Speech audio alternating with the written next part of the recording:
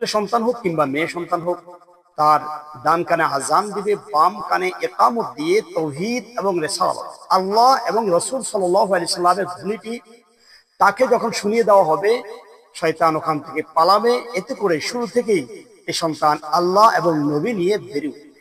আলহামদুলিল্লাহি রাব্বিল আলামিন ওয়াল আকিবাতু লিল মুত্তাকিন। الصلاة والسلام على أشرف الأنبياء والمرسلين وعلى آله وأصحابه أجمعين. أما بعد، فأعوذ بالله من الشيطان الرجيم. بسم الله الرحمن الرحيم.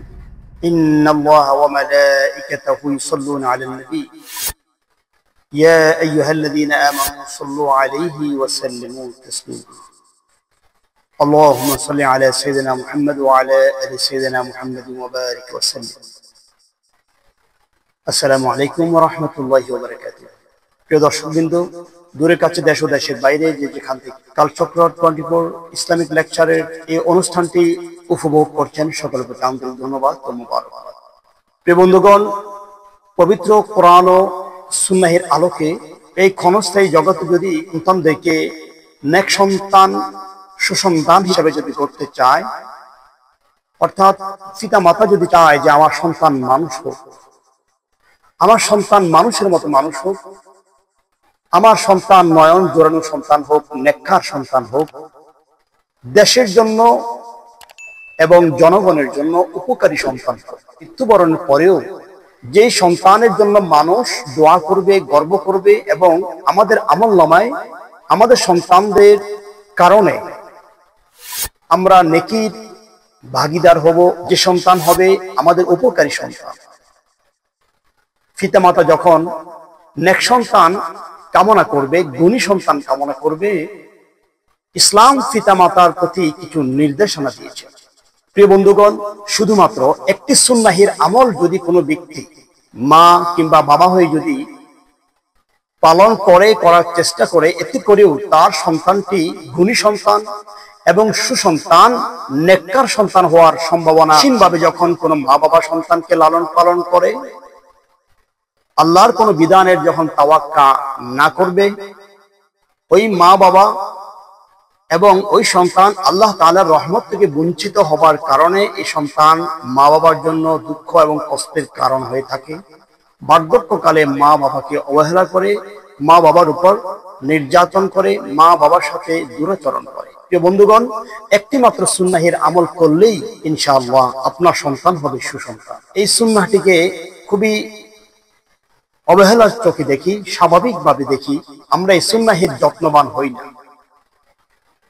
নবজাতক দুনিয়াতে আসার সাথে সাথে ইসলামের যে বিধানগুলো রয়েছে, পিতামাতার প্রতি সন্তান যে হক রয়েছে, এই হকগুলো যদি কোনো মা বাবা, কোনো পিতামাতা যদি যথাযথভাবে পালনের উদ্যোগ গ্রহণ না করে, তাহলে এই পিতামাতার কপালে দুঃখ থাকবে। এই সন্তানের জীবন এলোমেলো হতে পারে, এই সন্তান হতে পারে অভিশপ্ত সন্তান। বন্ধুগণ, সন্তান দুনিয়াতে আসার সাথে সাথে যদি তাওহীদ ও রিসালাতের ধ্বনি তথা যে দাওয়াত পৌঁছানো যায়, সন্তান থেকে শয়তানের যে দখল থাকে, ওয়াসওয়াসা দানকারীর যে দখল থাকে, সে দখল মুক্ত হয়ে যাবে।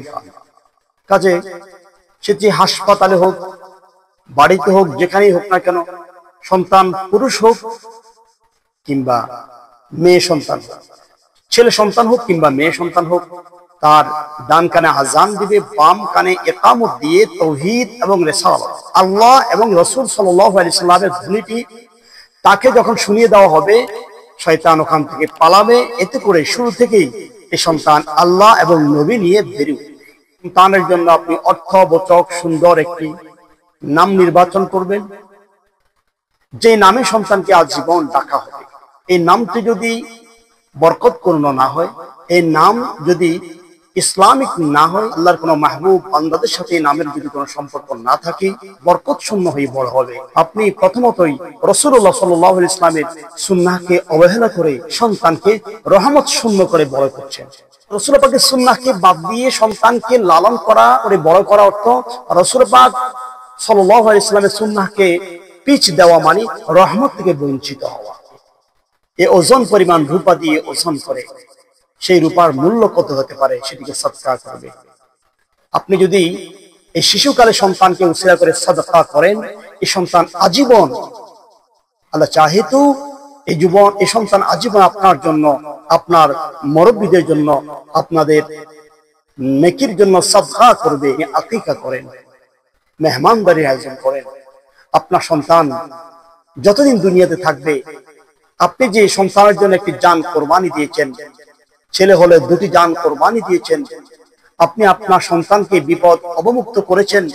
রাহমাতুল লিল আলামিন নবী সুন্নাহ অনুসরণের মাধ্যমে আপনি সন্তানের জন্য রহমতের ব্যবস্থা করেছেন। আর এই সন্তান যতদিন দুনিয়াতে থাকবে, সে মেহমানদারি করবে, দাওয়াত করবে, ভালো খাবারের আয়োজন করবে, অন্য বস্ত্র মানুষের নিকট তুলে দিবে। এতে করে মেহমানদারি করার কারণে সন্তান দারিদ্র মুক্ত থাকবে, অভাব মুক্ত থাকবে। রিজিকের দরজা আপনার জন্য, আপনার সন্তানের জন্য প্রশস্ত করে দেওয়া হবে। বিজ্ঞান ডাক্তার কি বলে তা বলবেই, কিন্তু পৃথিবীর সর্বশ্রেষ্ঠ একমাত্র বিজ্ঞানী, একমাত্র ডাক্তার রাসূল কারীম রাউফুর রহিম সাল্লাল্লাহু আলাইহি ওয়াসাল্লাম সুন্নাহের কথা বলেছেন, মাথা মুন্ডানোর কথা বলেছেন। আল্লাহর হাবিব রাহমাতুল লিল আলামিন পৃথিবীর সর্বশ্রেষ্ঠ বৈজ্ঞানিক এবং সর্বশ্রেষ্ঠ হাকিম ডাক্তার যেহেতু বলেছেন মাথা মুন্ডানোর কথা, ওই ডাক্তারের কথাকে আপনি যদি গুরুত্ব কম দেন, গুরুত্ব না দিয়ে দুনিয়ার অন্ধ ডাক্তারদের কথাকে যদি আপনি প্রাধান্য দিয়ে রাসূল পাকের সুন্নাহকে যদি আপনি অবহেলা করেন, আপনার সন্তান রহমত শূন্য হয়ে বড় হবে। সন্তান ভূমিষ্ঠ হওয়ার পরে ছেলে হলো কি মেয়ে হলো সেটা নারাজ না হয়ে, আল্লাহ তাআলা আপনাকে আলমে আরওয়াহ থেকে একজন নেক সন্তান দিয়েছে, এটি মনে করে তার প্রতি সন্তুষ্ট থাকতে হবে। ছেলে হোক মেয়ে হোক, আজানের ব্যবস্থা করতে হবে। হুজুর না থাকে, কোনো পুরুষ না থাকে, সেক্ষেত্রে মহিলারাও ক্লিনিকের মধ্যে, হাসপাতালে বেডের মধ্যে রেখে সন্তানকে আজান শুনতে পারবে। ডান কানে আজান শোনাবে, বাম কানে ইকামত শোনাবে। সন্তান যদি শিশুকাল থেকে তাওহীদ ও রিসালাত দাওয়াত নিয়ে বড় হয়, সন্তানের জন্য যদি আপনি সাদাকা করেন, আপনার সন্তানের জন্য যদি আপনি মেহমানদারির আয়োজন করেন, আপনার সন্তান আজীবন আপনাকে তো সে কখনো বৃদ্ধাশ্রমে পাঠাবে না, সময় আপনার খাবার খাদ্যের যোগান দিবে, এবং কি আপনি যে আকিকা দিয়েছেন সেজন্য আপনার সন্তান মানুষদেরকে মেহমানদারি করবে। খামখেয়ালি ভাবে রহমত থেকে বঞ্চিত হচ্ছি, সন্তানকে যখন রহমত থেকে বঞ্চিত করছি, সন্তানকে যখন আমরা রাসূল সাল্লাল্লাহু আলাইহি ওয়াসাল্লামের সুন্নাহ থেকে আমরা যখন বঞ্চিত করছি, সন্তান আমাদের জন্য উপকারী সন্তান না হয়ে আমাদের জন্য অভিশপ্ত সন্তান হচ্ছে। এই জন্য আমরাই দায়ী। কাজে প্রিয় বন্ধুগণ, আল্লাহর হাবিবের সুন্নাহকে প্রত্যেকে আঁকড়ে ধরুন। রাসূল সাল্লাল্লাহু আলাইহি সাল্লাম সুন্নাহকে অনুসরণ করা, নবী পাকের সুন্নাহকে, আদর্শকে মহব্বত করা, ভালো প্রাণের অধিক ভালোবাসা, এটিকে যেন তেন ভাবে ছেড়ে দেওয়ার কোনো সুযোগ নেই। এটি সুন্নাহ, পালন না করলে সমস্যা হবে না। এটি কোনো উম্মতের কথা হতে পারে না, এটি কোনো উম্মতের আলেমের কথা হতে পারে না। আল্লাহর হাবিবকে প্রাণের অধিক ভালোবাসা আল্লাহ তাআলা কোরআনে পাকের মাধ্যমে, রাসূলুল্লাহ হাদিস পাকের মাধ্যমে আমাদেরকে জানিয়ে দিয়েছেন। সুন্নাহ বলে নবীকে অস্বীকার করলে কুফরি হয়ে যাবে। সুন্নাহে আমল না করলে কোনো সমস্যা নাই, এই কথা বলা হচ্ছে শয়তানের ভূমিকা পালন করা, এটি অভিশপ্ত কাজ।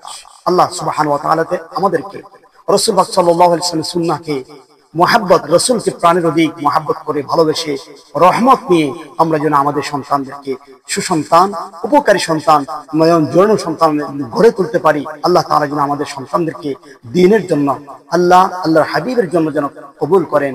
আমিন। আসসালামু আলাইকুম ওয়া রাহমাতুল্লাহি ওয়া বারাকাতুহু।